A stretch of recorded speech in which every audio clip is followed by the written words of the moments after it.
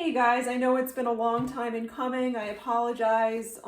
Super busy season, but lots to cover in this video. I am going to go on a little bit of a tangent in the beginning on two things in particular that I think are so critical. So number one, starting off on kind of a bittersweet note, other companies can go fuck yourself. Trying to shove the durability dick down everybody's throats. What do I mean by that? Well, guys, no bullshit. I keep meticulous track of my statistics. The pair of Vertex Alpine shown here, obviously some wear. Anybody want to guess? Give it kind of 10 seconds to take a guess as I show various angles of the lugs. How many miles I've put on these shoes? And for comparison, I mean, I don't have a brand new pair. This is, you can see from the different color, tough tell while you're kind of formulating a number. Hard to get them equal. And these right here were the pair that did not work out due to the modifications I had to do to overcome the fit issues. These have, I didn't add this up, but I want to say definitely under 100 miles for comparison. So this is ready to disclose this. It's pretty amazing. And before I give you guys the number, more importantly, got here for comparison, this pair of 510 Camp 4 has at least 400 miles. I've got to add it up. Now, these have bigger lugs to begin with, but this is pretty damn impressive. And it's also going along with the point I'm about to make. And these have between 250 to 350. But the point is, the traction, as I've said in another video, despite very different lugs, different lug depth, both provide incredible traction. All right, no bullshit. And this is a slight underestimate because there was actually, the number I'm about to give you guys, 2 to 3 different occasions where the GPS errored out. So it actually drew a straight line as the crow flies versus where I had to weave around vegetation or cliff. So I did not try to round up and recover that mileage. Ready? 580 miles. Pretty fucking incredible. And I'm not done with these. So kind of my rant here is, I don't know what people's expectations are. As a former competitive athlete, I've had a chance to work with the best of the best. And summer of 2023, I was actually for a month long at the premises of a chiropractor and laser expert who's been traveling with the Olympic team, and took a look at my shoes. Of course, the Vertex Alpine was not even in existence, and just a regular pair of shit hiking shoes, and said, you know, you really got to get a new pair. I had plenty of lug depth left, and he said, it's not about that, it's about the cushioning. My Olympic athletes even, you know, get about 300 to 400 miles out of their shoes. So 580 miles is a pretty percentage over that. And in this particular shoe, I don't feel a lack of cushioning.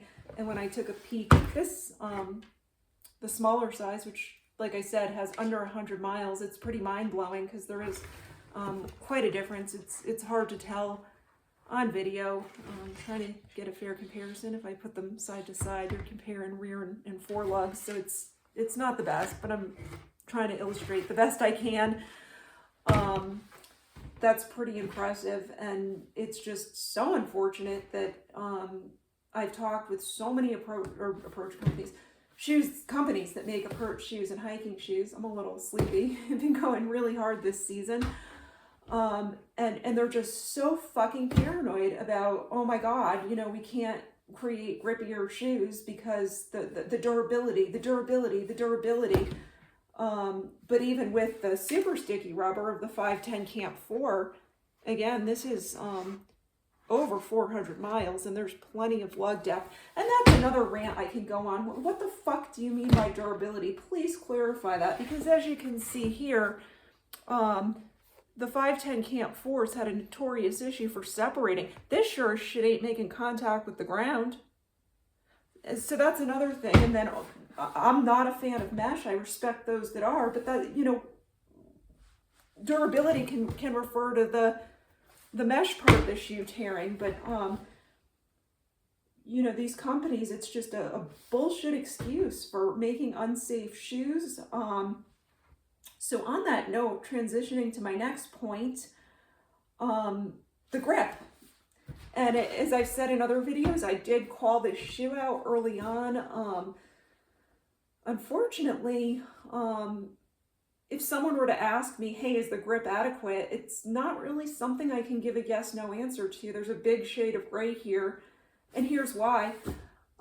In the state of Arizona where I live, we've got a huge variety of altitudes, huge variety of rock types. So generally speaking, and there are exceptions, in the low desert, a lot of the rock types, at least in the desert areas near where I live, kind of reddish, brownish, tannish, whereas a lot of the mountain ranges a little higher up, so for example, the Santa Catalinas, the Rincons, the Dos Casbezas, there's many others, I'm just giving a few examples, have a lot of this white slash light tan granite, and oftentimes in those mountain ranges, the shades of gray versus some of the desert areas, which are almost like a uniform grayish color, it's more of like white and black mixed in, creating a gray appearance. Kind of hard to describe, but if I'm out there, I can point it out, just like the vegetation. I'm not a botanist, but you know, you do this long enough and you can point out that's going to bite and that ain't, just from looking at it. So quite a lot of mountain ranges have this, it's granite, I know that much. And these shoes are dishonest as fuck on that rock type. I mean, put me in the low desert, I can and I will, and I have headed straight for the cliff. Confident as all hell as if I'm rocking out in the 510 Camp 4. So grippy, unbelievable. Just everything I could ask for that the Camp 4 had, plus a more honest footfall, awesome traction. I've got the fit issues solved. It's pure heaven. Get up into some of those mountain ranges with the that whitish, light tan, almost a gray where it's white and black, kind of speckled together versus more uniform gray. And I'm ready to puke my brains out because these fucking things can't even hold up on easy class 2. No, at the very least, planning my trips extensively, if I know I'm doing a given hike where I'm going to be in a drainage, that's the exception, even in the low desert. And I'm not talking, guys, about smoothed over rocks. The 510 Camp 4s ace that, but even smooth rock surfaces, these will slip like ice. It's very rare. However, I'm talking about whether you're in a drainage or on the side of a slope or on top of a ridge, all too often in these shoes, the rock types I previously described, I'll have a pretty grainy surface where there's, it's not totally smooth, and usually that helps improve grip, and boom, like ice. So it's so unfortunate. That needs to be improved. I mean, at the very least, I can hike, you know, months on end in the low desert and never encounter that. So I'm so thankful for that, but unfortunately, it doesn't seem like anything. Most companies are addressing that, and the Batourmage size absolutely suck. No cushion, no traction. All they're good for, presumably, is grip. I haven't given them enough of a chance, but based on the dynamics of the Neofuse rubber, if you guys research that. So I just don't know. It's really sad. Companies like Aku, Salua, Oslo, pretty much everyone except Arc'teryx. I mean, it ain't perfect, but you gotta give these fuckers credit.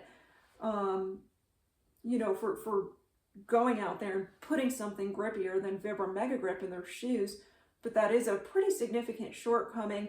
And the other thing I've experienced, not all the time, I mentioned this actually very early on, my second hike out in this particular shoe, where I was at one of those higher altitudes doing some respectable class 3s where I went to test the rock and had a very dirty slip. Now, luckily, because it was class 3, I had my handholds and, you know, rock solid, I was okay. I've actually come even closer to falling where I'm class 2 in a drainage, and just tested the rock and felt good, not the slightest bit of slippage, go to put more weight and just massive slip. Whereas a shoe, I know the Camp 4s don't do that. If these are gonna slip, you kind of feel that when you test the rock. So now that my frustrations are out of the way, yeah, I mean, other companies out there, if you've got half a brain, there's something special in this rubber. It's just got to overcome that issue with that rock type, which is pretty fucking prevalent around here. So on to the fit issues. And guys, it's pretty cheap, so I don't know if this is going to come out. And I'll get to how dirty this is. That's a huge pet peeve of mine. Pretty damn clean. Now I use the insole, so it's not the fairest comparison, but the sides of this Camp 4, pretty damn clean. You can see all the debris. That's from this shoe. I mean, this is getting onto the design issues with this shoe. It's almost a crime against humanity that Arc'teryx brags about preventing the debris. You're not going to prevent the debris. The debris is going to fucking get under there. Even just the other day, I've had these fit issues long solved, and it felt like, why the hell am I getting poked here? The shoe, you know, I've never been poked kind of that high up. And so about 40 miles later, several hikes, you know, just having some uncomfortable sensations there, I kind of went like this, and this little twig was stuck under there in between the sock and this piece. So it's just unbelievable. You know, Arc'teryx, come on here. A normal tongue will keep the shoe clean. It closes better. Anyhow, let me get on to the issues that solved the real problems. So I've still got the pad in here. I'm quite honestly surprised it didn't squish down. Although on the last trip, I did have to take the cobbler's glue. It started to come undone. So when I would get the shoe on, this was just peeling. So I re-glued it. But that's a real pleasant surprise. 580 miles. And maybe 580 or 578, because I think it was 2 miles into my first hike. I stuck the 1/4 inch mold foam pad on top of the 1/8 of an inch 3M. So that's held up beautifully. And as I kept saying in some of my interim videos, not the slightest bit, that heel issue, which was the most severe initially with the first pair that I got, was literally solved 110% and then some, just no further issues. The two trickier issues, as I've said in other videos, were kind of a combination of the toe pinching and the shoelace bite. And so I don't think I've mentioned this, but just try to hold this in a meaningful angle. Really hard to capture this. There's a huge bulge right here in the shoe that I actually, quote unquote, created intentionally by stuffing padding right there. So initially I did what would seem logical. I stuffed padding right where I was getting the toe pinching, but it wasn't really helping. And I got the idea, this is pretty flimsy. I mean, with the tough toe, it protects me from brush and from rocks. That's independent of the fit issues or design related fit issues. That would be more of a performance thing, getting the protection. However, just when I would tighten the laces, I was still getting pinching. So I kind of played around with it a little, and one fail-proof thing, show on the right shoe. Basically, it involves just stuff there. You can see the bulge really good there on the outer part. So I basically stuffed padding right in that spot to create the bulge. I was not getting rubbed or any issues right there, but what that did is the bulge kind of lifts this silly little piece of the shoe slightly up, kind of confirming my, or not kind of, definitively confirming my hypothesis that just there needs to be more of this, more curvature or clearance or height to the shoe, that there was never a problem with the width. And the fact that the last several hundred miles I've had zero issues with these shoes after using this technique confirms that. The shoelace bite, I think, I ended up, you can see in both shoes, this is just a single 1/4 inch mold foam padding. This one's a little shorter. And then there was one final technique. I think in the comment section someone had asked me, I can't really remember how detailed I went into it, and I did not end up using that technique long term on the right shoe. I did on the left. So another issue I've reported on, these shoelaces are horrendous, or no, I replaced them. That didn't really seem to help much. I don't want to say the shoelaces are horrendous, it's the lacing mechanism. Now Befora does something really interesting where you can customize it. So there might be a lacing technique where I just have to lace them different. But I don't know, I don't do anything special with the Camp 4 or any other shoe, and I haven't had this problem. I've tried to, when I'm tightening the laces, loosen them down low where I was getting the pinching, and then I don't want to say over tighten them because the shoe holds the heel in place really well, so I don't mean to choke them like I do on the Camp 4, kind of a big heel. But nonetheless, within the first minute or so of walking, that's no good because the tension will even out. So in other words, I've loosened them down here, I've tightened them normally up here, and in a few seconds, that tension redistributes down here, and now I'm getting pinched down here and too loose up here. So on the right foot, it's very minimal. Occasionally I'll have to kind of just loosen it a little, or maybe just the slight differences in the shape of my foot. The left was pretty horrendous in terms of the pinching I was getting. So one technique, I'm not going to undo this, it'll take about 15 minutes, but I'm going to actually show it on, it doesn't really matter what shoe I use.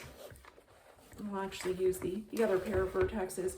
So basically what you do to prevent that, because it's pretty god-awful if you're getting the pinching up here and all the bulging in the world, that definitely helps, but it's if the laces are actually choking themselves together, you're still going to get pinching, likely. I don't really anymore on the right one, the left one I did. So this is kind of a bomb-proof way of solving that.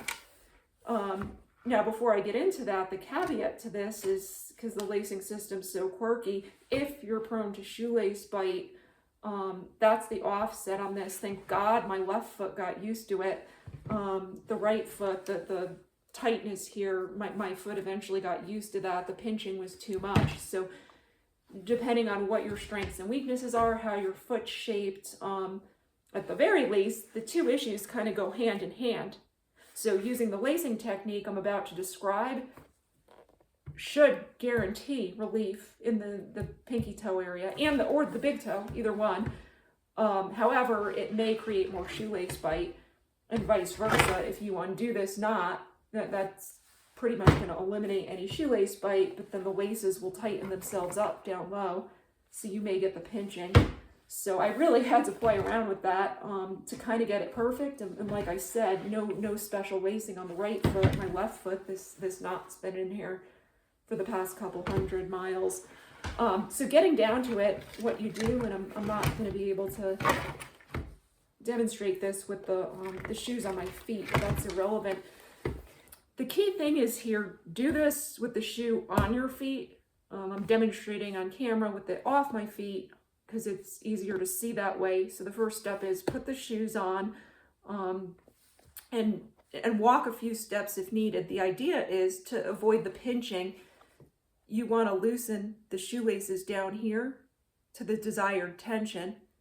And that's pretty important to get that right. You don't want to be pinched, but you don't want it too loose, because once you tie this knot, and it can always be undone, it can be a little bit of a pain, but once you tie this knot, the knot I'm about to show, it's going to be like the ultimate fuck you. The shoelaces are not going to be able to automatically retension themselves.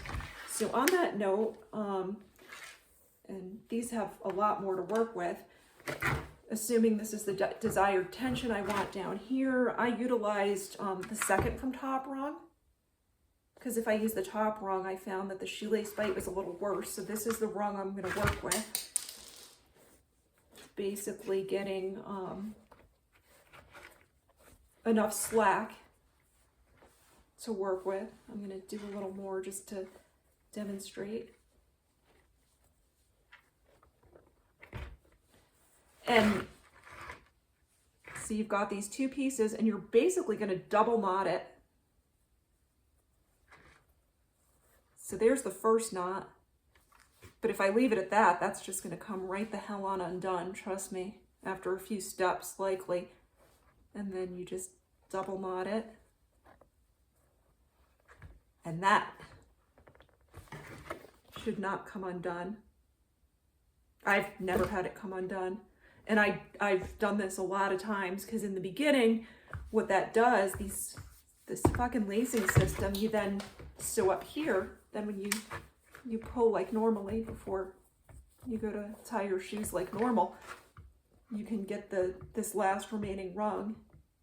You'll be able to get the desired tension around your heel and ankle support, but up front, you know, if you find, oops, I had a little too much tension, it's too loose, this knot right here is going to prevent you from getting any further tension here. So easy, just undo it and tighten this part a little more to the desired tension and redo the knot. I've actually read a few reviews and saw with a few of Vertex's other shoes, people were describing that same phenomenon, how the shoelaces are just kind of tightening themselves. You really can't customize it. So this has been a really awesome solution. And then, like I said, this is, I'm trying to hold these two shoes up because I did not, just trying to get the same.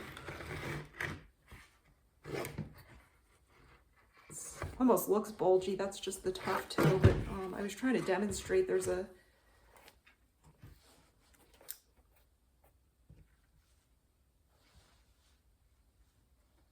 you can kind of see it in that view. It's a pretty huge bulge right there.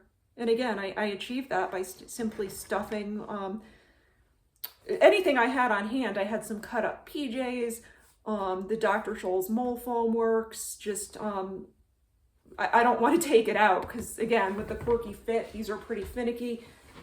And then on this shoe, or on this side, I did the same thing, so that was pretty uniform. And even though the pinching was all the way down there, by shoving it up, I always forget my terms, distal or proximal of the pinching, further back toward the ankle, pinching there, shoved it up right there. It created that, just a permanent bulge right here, enough to lift, if you will, this top part of the shoe off the toes. And it's been absolute heaven. Absolute heaven. Final aspect, and I started to go over this before, and I've cleaned these out last trip, but I'm not even gonna, it's just unbelievable. And if I were to mess with the padding that I put in there, even more debris. Grab the one with 400 miles on it. It's fucking nothing, and I've never cleaned these. So it's just, I mean, it just makes me so fucking pissed when a company like this, oh, the debris aspect, the debris, you're walking through overgrown trails, you're walking off trails, you're not gonna fucking stop the debris. And even worse, like, because the sock is so thin, you feel every damn fucking bit of it. So it's just unbelievable. I won't even get started there. At least it's easy to solve. And then the final thing, I don't remember if I commented on this. I thought I was gonna fucking tear a ligament getting these goddamn shoes on. So as people can probably see, I cut it. I didn't want to go too deep. And it pretty much is fine. It hasn't created to basically create a normal, I can't really even show what it looked like. Just Google a picture of it to see what it normally looks like. It's the shoe comes instead of a normal tongue with this attached sock, and damn fucking near impossible to get on without like literally twisting an ankle. And it's still kind of difficult, but much better. I mean, this sock, in and of itself, once it's on, I didn't have issues with it. Just unreal how a company could be so blinded to that stupidity. And I'm not knocking people. I mean, I'm sure there's people out there that like that, but just read the reviews. There's enough people that no fucking way that works for, and it just creates a lot more problems. You know, think of it this way: are you gonna make certain people happy and at the expense of a huge percentage unhappy, or just keep the true and tried? And it's just unreal. So yeah, I think I covered everything. Sorry this is so long, but it's wanted to go over that because I've had some pretty amazing accomplishments. Those that know me personally know what some of those are. Absolutely would not have been possible without a shoe like the Vertex Alpine, like the 510 Camp 4. No other shoe, in my opinion, comes close in terms of performance features. And yeah, 580 miles and still going. I'll report how long I get in these. These will certainly be retired to my everyday walking shoe. It's almost snake season, so gonna try to make it through. So because I know Arc'teryx said around between March and July, I guess, they either update existing shoes, come out with new shoes. I want to wait to see if they're going to make any changes to this before buying another pair. But it's really incredible how I don't notice more in terms of the traction. The traction's still pretty amazing. So it just goes to show from that aspect, really good lug design. Lug height certainly plays a part, but it's also lug design. So that's been really amazing. But the grip is something that needs to be addressed. And stay tuned. I did purchase a product. I don't want to say the name of it until I've used it personally, that can actually be applied to the bottoms of shoes and is supposed to increase the grip. It is, I'm actually using it off label.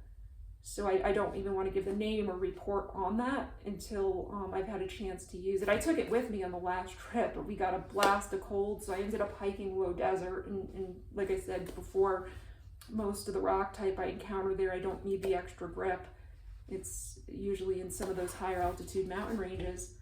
So with that, peace out, guys.